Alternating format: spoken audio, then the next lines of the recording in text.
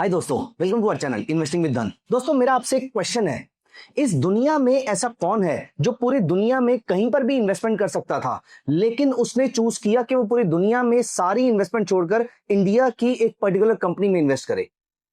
बिल्कुल सही पहचाना दोस्तों, these are called FIIs, foreign institution investors. इस मार्केट में दो टाइप के पार्टिसिपेंट्स होते हैं, एक होता है रिटेल पार्टिसिपेंट और एक होता है इंस्टीट्यूशन। रिटेल वो जो छोटे अमाउंट के साथ, कम नॉलेज के साथ, कम रिसर्च के साथ और बेसिक इंफॉर्मेशन के साथ मार्केट में ट्रेड करना स्टार्ट करता है। वहीं पर इंस्टीट्यूशन ज्यादा दिमाग, ज्यादा नॉलेज, ज्यादा रिसर्च और ज्यादा रिसोर्सेज के साथ मार्केट में इन्वेस्टमेंट करना स्टार्ट करता है। दोस्तों, ये इंस्टीट्यूशन तीन तरीके के हो सकते हैं। वैसे जो मैं पहली कैटेगरी बता रहा हूं वो इंस्टीट्यूशन तो नहीं है टेक्निकली, लेकिन in terms of resources, in terms of money, in terms of knowledge, in terms of information, ये भी उन्हीं इंस्टीट्यूशन के जैसे ही पावरफुल है। दीज आर कॉल्ड कंपनी के प्रमोटर्स। प्रमोटर्स के पास कंपनी की बहुत सारी नॉलेज होती है, बहुत सारी इंफॉर्मेशन होती है और उनकी रिसर्च हमसे ज्यादा अच्छी हो सकती है। उन्हें इंडस्ट्री की समझ है, उन्हें मार्केट की समझ है, उन्हें ब्रॉडर इकोनॉमी की भी हमसे ज्यादा समझ हो सकती है, because they have been managing the business and this entire company for a decent amount of time. और obviously they meet a lot of people in the industry, इसलिए उनके पास ज्यादा इंफॉर्मेशन होती है।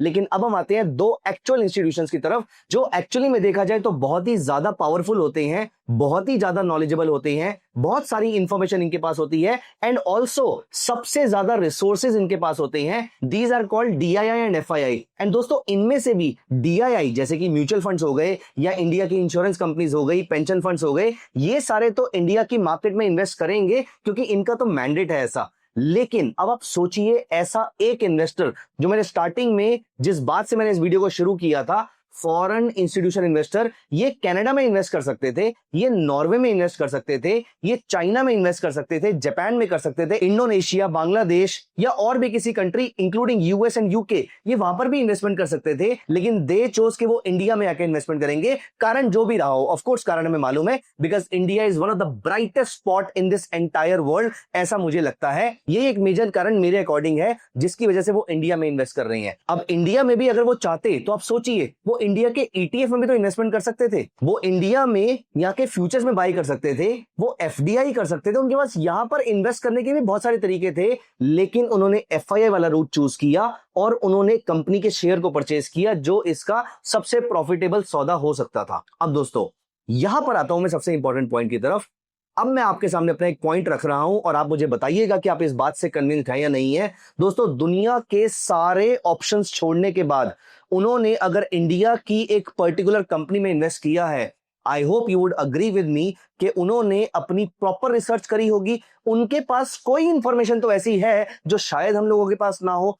उनकी रिसर्च, उनके रिसोर्सेज उनको ये बता रही है कि ये कंपनी बहुत अच्छा परफॉर्म कर सकती है। सो डोंट यू थिंक कि जिस कंपनी में FIIs अपना स्टेक बढ़ा रहे हैं, ऐसी कंपनीज को हमें अपने रडार पे जरूर रखना चाहिए। मैं ये नहीं कह रहा कि आप डायरेक्टली उनके शेयर्स को परचेज कर लीजिए, क्योंकि हो सकता है कि कोई और कहानी उनके माइंड में चल रही हो। लेकिन अगर आप अपने टेक्निकल एनालिसिस के पैरामीटर्स, आप अपने फंडामेंटल के पैरामीटर या कोई और भी रिसर्च अगर आप इसके साथ में ऐड कर लें, तो आपका इन्वेस्टमेंट फिनोमिनन बहुत ही स्ट्रांग हो सकता है, आपकी इन्वेस्टमेंट स्ट्रेटजी बहुत ही सॉलिड हो सकती है दोस्तों, और इसके थ्रू आप बहुत अच्छे रिटर्न्स जनरेट कर सकते हैं। तो चलिए दोस्तों, मैं आपको इस वीडियो में आज दिखाता हूं कि किस तरीके से जब जब FIIs किसी कंपनी में अपने स्टेक को इंक्रीज करते हैं और वो कंपनी फाइनेंशियली साउंड होती है, उस केस में इन कंपनी के स्टॉक प्राइसेस के ऊपर कैसा रिएक्शन आता है, वो स्टॉक कैसे रिएक्ट करता है, वो स्टॉक कैसे बढ़ता है, घटता है, ये सारी चीजें मैं आपको दिखाता हूं कुछ लाइव एग्जांपल के साथ। दोस्तों, मेरा इस वीडियो को बनाने का प्रीमाइज ये है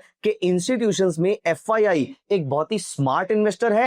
एट द सेम टाइम इतनी नॉलेज होने के बावजूद, दुनिया भर की पूरी नॉलेज होने के बावजूद, वो इंडिया के किसी एक अनजान सेक्टर या छोटी कंपनी या कहीं पर भी इन्वेस्टमेंट कर रहे हैं। इसका मतलब इसके पीछे कोई ना कोई कहानी छुपी हुई होगी। मैं ये नहीं कह रहा कि हम इसी कहानी को देखकर इस शेयर को परचेज कर लें, लेकिन ऐसी कंपनी को स्टडी करना तो बनता है ना। ऐसी कंपनी की एनुअल रिपोर्ट डाउनलोड करके इनके बिजनेस को अगर हम भी समझ पाए और इसके फाइनेंशियल्स अगर हमें बेसिक लेवल पर साउंड लग रहे हैं, for example debt to equity ratio, sales growth rate, profit growth rate, earning per share, ये सारे पैरामीटर अगर हमें भी सही लगते हैं तो हम भी इन कंपनी के अंदर इन्वेस्टमेंट कर सकते हैं। मैं इस पूरे वीडियो के दौरान आपसे जितने एग्जांपल शेयर कर रहा हूं, इसमें मेरा पर्पस आपको कोई इन्वेस्टमेंट या ट्रेडिंग रिकमेंडेशन देना नहीं है। मैं आपको यह बता रहा हूं कि ऐसे छोटे से प्रोसेस को फॉलो करके आप अपने लिए अच्छी कंपनीज को शॉर्टलिस्ट कर सकते हैं और फिर इन कंपनीज को पढ़कर अगर आपको समझ में आता है तो आप इन कंपनीज में इन्वेस्टमेंट भी कर सकते हैं। दोस्तों चलिए मैं आपको लेकर चलता हूं धन के स्कैनिंग कंसोल पे। दोस्तों मैं यहां पर एक स्टॉक ओपन करता हूं, फॉर एग्जांपल ये मैंने एक रैंडम स्टॉक यहां पर ओपन कर लिया है और अब हम चलेंगे इसके शेयर होल्डिंग पैटर्न पे।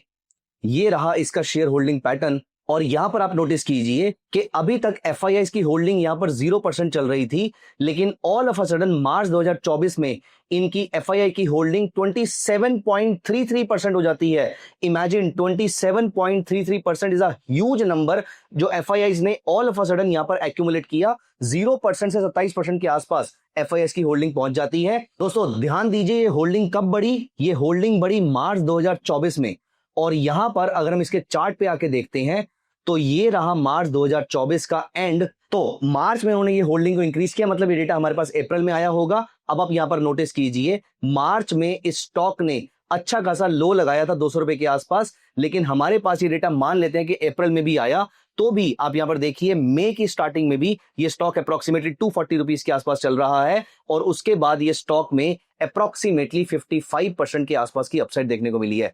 मैं ये नहीं कह रहा कि इससे पहले अपट्रेंड नहीं आ सकता, लेकिन मैं ये जरूर कह रहा हूं कि एफआईआई अगर अपना स्टेक इंक्रीज कर रहे हैं और शार्पली इंक्रीज कर रहे हैं तो यहां पर हमें सतर्क हो जाने की जरूरत है कि यहां पर हो सकता है हमें कोई अच्छा स्टॉक मिल जाए। दोस्तों मैं यहां पर आपको एक और एग्जांपल दिखाता हूं। एग्जांपल तो मेरे पास बहुत सारे हैं, लेकिन जो एग्जांपल मुझे याद आ रहे हैं मैं वो यहां पर आपको दिखाता हूं। फॉर एग्जांपल हमने इस कंपनी का स्टॉक यहां पर ओपन किया।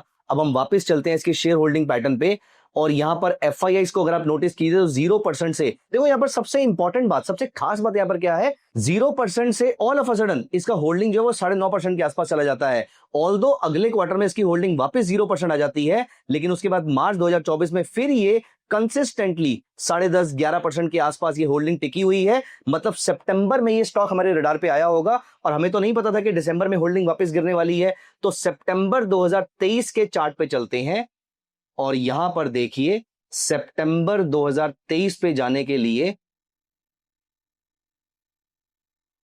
तो मैं सितंबर एंड 2023 में पहुंच जाता हूं। ये रहा सितंबर 2023 का एंड। उसके बाद आप देखिए अक्टूबर एंड से लेकर आप यहां पर नोटिस कीजिए अगेन अप्रोक्सीमेटली 52% के आसपास की अपसाइड हमें यहां पर देखने को मिलती है, 54% के आसपास की upside.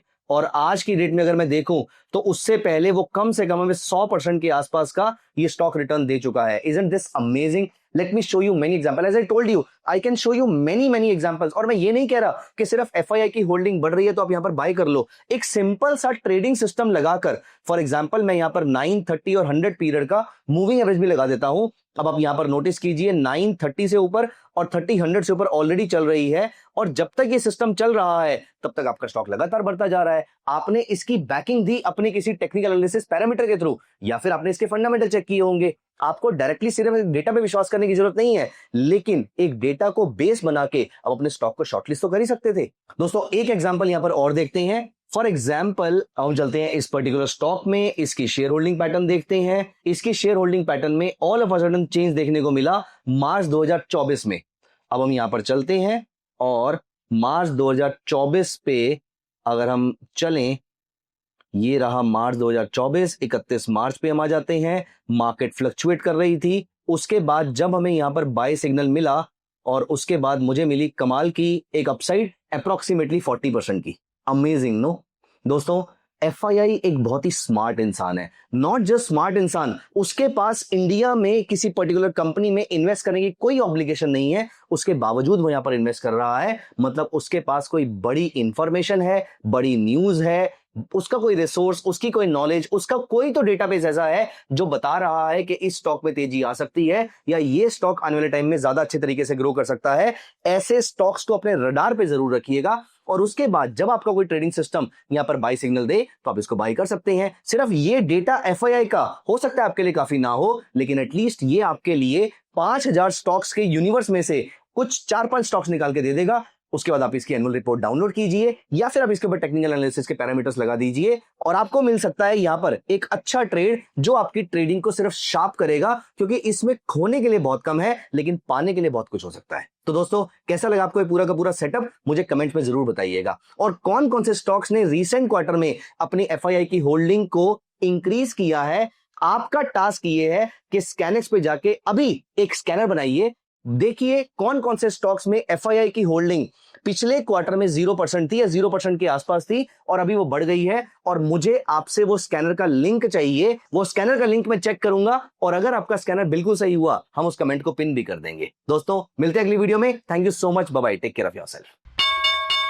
Investments in the securities market are subject to market risk. Read all the related documents carefully before investing.